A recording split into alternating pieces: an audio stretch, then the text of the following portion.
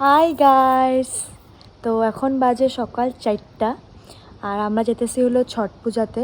তো এই ছট পূজাতে যাওয়ার লিগে তো সকালে উঠতে লাগে, আর এই সকালে ওঠার জন্য আমরা সারা রাত্র ঘুমাই নেই, কেন কি আমরা দুইজনই কেউ সকালে উঠতে পারি না। তো সারা রাত্র আমরা মেসেজে কথা কইছি 3টা অবধি, 3টা থেকে 4টা অবধি আমরা রেডি হয়েছি। ও তো মেকআপ উঠাই দিছে, আমি আমার মেকআপ করে উঠাইনি, এক গাদা মেকআপ করে এখন আমরা ছট পূজা দেখে এসেছি। আমাদের চোখ দেখেই মানে তোমরা বুঝে রয়েছো আমরা সারা রাত্র ঘুমাই নেই। তখন যাই তোমাদেরকে দেখাইতেছি ওখানে কিরকম করে ছট পূজা হয়। माता को ले जाते हैं, पहले घर में उन्हीं का निवास कराते हैं। और जब वो माता उस घर को शुद्ध करे, अगर गोबर दे देती है और वहाँ जीवन का सदुपयोग कैसे हो।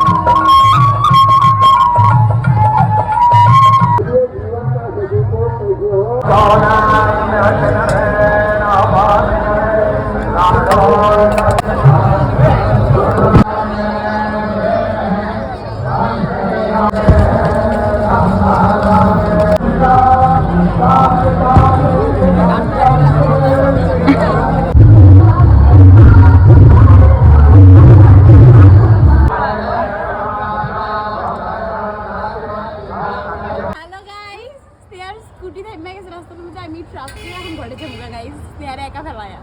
আমি তোমাদেরকে কুল্লাপুরা কইতেছি কি হইছে। আমাদের গাড়ির তেল শেষ হয়ে গেছে গা, আর আমরা এখানে পার্ক করে দিছি। এখন আমরা জানি না ঘরে কেমনে যাব, কি কমু আর। এখন আমরা টোটো কইরা তেল আনতে যাইতেছি।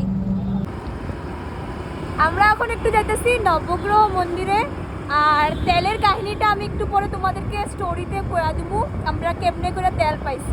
ওয়াও, কি সুন্দর রোদ্র হইতেছে। আমরা হলো নবগ্রহতে আইছি, এখানে একটু রোদ্রু তাপাইতে বহুত রোদ্রু দিতেছে। তো বেষ্টি আর আমি বসে আছি এখানে অল্প আর চিল করতেছি। রাখি আজকের জন্য, বহুত ঘুম পাইতেছে, ঘরে যা ঘুমাই কা বাই।